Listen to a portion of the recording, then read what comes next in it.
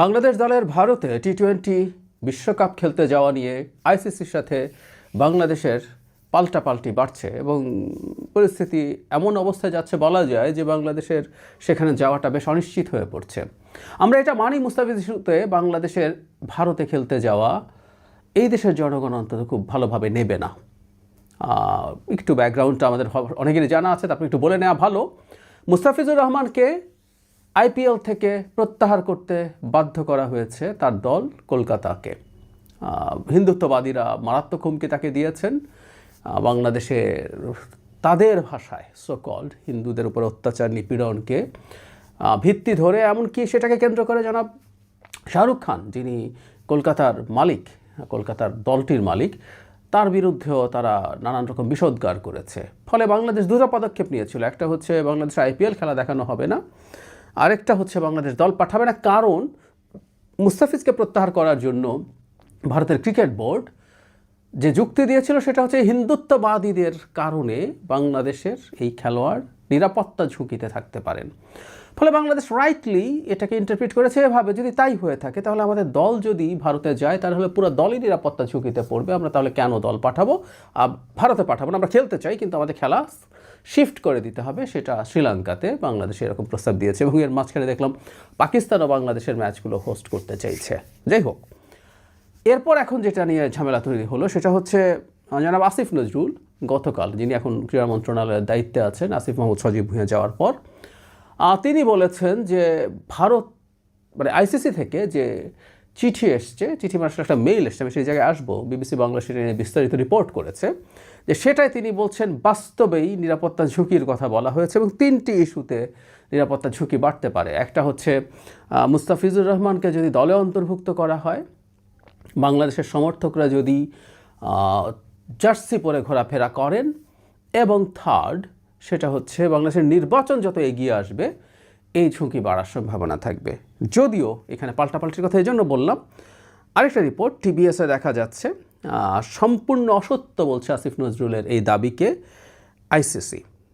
এখানে যেটা বলা হয়েছে, পিটিআইকে একটা সাক্ষাৎকারে আইসিসির একটি সূত্র জানিয়েছে ভারতের নিরাপত্তা সংক্রান্ত বিষয়ে আইসিসি থেকে বিসিবিকে একটি অভ্যন্তরীণ বার্তা পাঠানো হয়েছে, কিন্তু আসিফ নজরুল যা বলেছেন তা সম্পূর্ণ মিথ্যা, এরকম একটা বক্তব্য।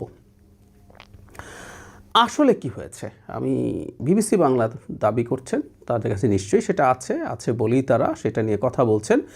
যে মেইলটা বাংলাদেশের কাছে এসছে সেটার একটা কপি তাদের কাছে গেছে এবং সেটাকে ভিত্তি করে তারা বলছেন, মানে এখানে ব্যাপারটা এইরকম যে ভারতে যে খেলা হচ্ছে এখানে সব দলের জন্য মডারেট ঝুঁকি আছে। তার মানে ঝুঁকি আছে, বাংলাদেশের জন্য যে শুধু ঝুঁকি হচ্ছে তা না, কিন্তু যখন বাংলাদেশের ক্ষেত্রে বলা হচ্ছে এই ঝুঁকির মাত্রা মডারেট টু হাই, তার মানে বাংলাদেশের জন্য ঝুঁকির পরিমাণ বেশি, এটা মেইলে বলা আছে, দ্যাটস ফ্যাক্ট। মুস্তাফিজের সম্পর্কে বলা হচ্ছে বাংলাদেশের দলের সাথে মুস্তাফিজুর রহমানের উপস্থিতি সমস্যার কারণ হতে পারে যদি ধর্মীয় উগ্রপন্থার বিষয়টি জড়িত হয়, একটা কন্ডিশন রাখা আছে, আমরা এই জায়গায় আসবো।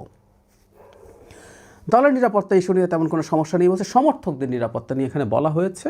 হ্যাঁ, বলা হচ্ছে তারা যদি এমনি যদি তারা যায় তাহলে সমস্যা নেই, এখানে তাদের দলের ঝুঁকির মাত্রা মাঝারি, মানে সবার যেমন সেরকমই, কিন্তু বলা হচ্ছে তারা যদি বিশেষ করে যারা দলের জার্সি পরে বা আলাদা দলে ছোট স্টেডিয়ামে যাবেন ঝুঁকির মাত্রা মাঝারি থেকে উচ্চ পর্যায়ের বলে উঠে এসেছে। তার মানে বাংলাদেশ দলের জার্সি পরে কাউকে যদি আইডেন্টিফাই করা যায় তাহলে তার ঝুঁকি বেড়ে যাবে, মাঝারি থেকে এটা উচ্চের দিকে চলে যেতে পারে।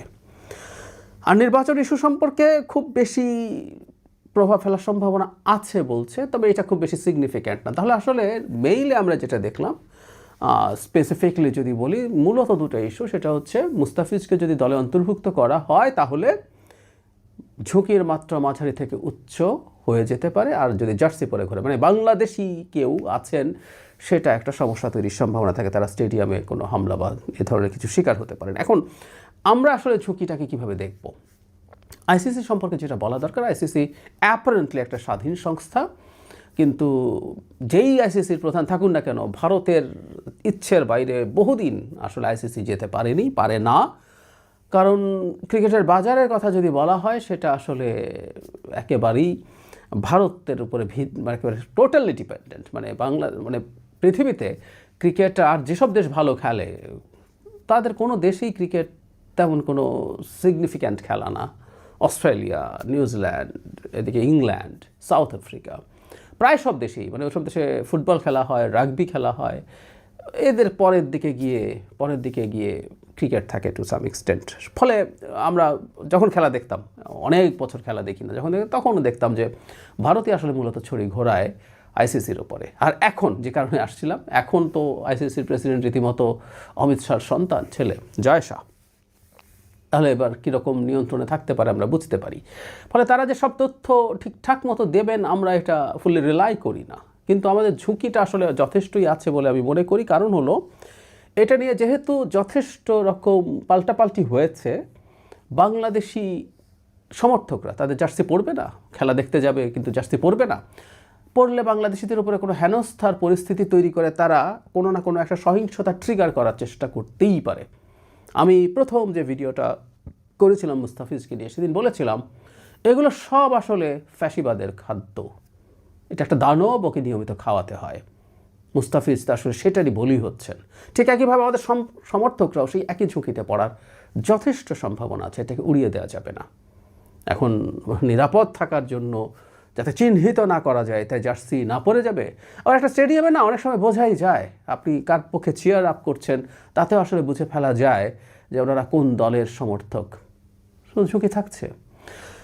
অদ্ভুত ব্যাপার হচ্ছে মুস্তাফিজকে আইসিসি থেকে সরিয়ে ফেলার পরও ক্ষুব্ধতা যায়নি, মানে মুস্তাফিজকে আর যেতেই দেব না। মুস্তাফিজ তো কিছু ছিল না, ওই হিন্দুদের তাদের ভাষায় যে তথাকথিত হিন্দু নিপীড়ন, সেই নিপীড়নের জন্য তো মুস্তাফিজ দায়ী ছিলেন না। এমনকি তাকে মাসুল দিতে হয়েছে তিনি শুধু বাংলাদেশি হওয়ার কারণে এবং মুসলিম হওয়ার কারণে। এটা নিয়ে অনেক বলেছি। শশী থারুর এই প্রশ্ন করেছেন যে এখানে হিন্দু প্লেয়ার যদি হতেন, তারা ক্লিয়ারলি বলছেন, সৌম্য সরকারের নাম বলেছেন, লিটন দাসের কথা বলেছেন, তারা যদি হতো তাদেরকে কি ফেরত পাঠানো হতো? উত্তর হচ্ছে হতো না। ভারতীয়দের চোখে ফ্যাসিবাদ এরকমই, তাদের নিজের মানুষ ছাড়া অন্যরা মানুষই না, এই ধরনের পর্যায়ে চলে যায়। এক ধরনের ডিহিউম্যানাইজ করার প্রবণতা থাকে। তো যাই হোক, মুস্তাফিজকে সরিয়ে নিতে হলো, তারপরও তাদের খায়েশ মেটেনি। মুস্তাফিজ গেলে, এটা আইসিসি নিজে বলছে, মুস্তাফিজ যদি যায় তার সাথে যদি হিন্দুত্ববাদীর এই বিষয়গুলো যুক্ত হয় তাহলে ঝুঁকি মাঝারি থেকে উচ্চ হয়ে যাবে। তার মানে সবার জন্য যে ঝুঁকি, সেই ঝুঁকি বাড়বে। তার মানে ডক্টর আসিফ নজরুল যেভাবে বলছেন মুস্তাফিজকে দলে অন্তর্ভুক্ত করার মাধ্যমে ঝুঁকি বেড়ে যাবে, এটা ভুল না। সুতরাং আইসিসি তাকে যেভাবে অভিযুক্ত করছে আমি মনে করি এটা তারাই ঠিক না। হ্যাঁ, এটা আমরা মানতে পারি যে আসিফ নজরুল হয়তো একটু বেশি ঢালাওভাবে কথাগুলো বলেছেন, এটা এতটা ঢালাওভাবে মেইলে অন্তত না।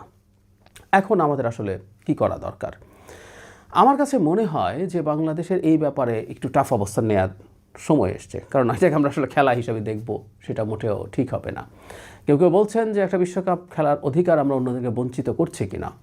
মানে একটা খেলার অধিকার বঞ্চিত করার চাইতে আমার কাছে মনে হয় যে ধরনের আচরণ বাংলাদেশকে দেখানো হয়েছে, দেখানো হচ্ছে, মানে মুস্তাফিজ একটা বাহানা। আসলে এই বাহানাটা তারা যেভাবে আমাদের উপরে এই বাহানা ধরে আমাদের উপরে যা করার চেষ্টা করছে, তার হিন্দুত্ববাদী রাজনীতি করছে, এই রাজনীতি তারা আরও চালিয়ে যেতে পারে, খুব সম্ভাবনা আছে। বাংলাদেশের প্লেয়ারদের উপরে, সমর্থকদের উপরে কোনো ধরনের নেগেটিভ কিছু করে এই প্রবণতাকে আমি একেবারে উড়িয়ে দিতে চাই না।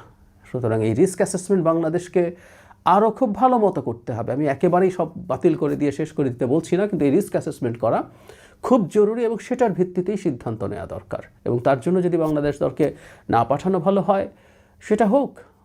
আবার উল্টো দিকে এটুকু আমরা একটু মাথায় রাখবো, এটাকে কেন্দ্র করে বাংলাদেশেও যাতে অ্যান্টি ইন্ডিয়া একটা পপুলিস্ট আচরণ না হয়।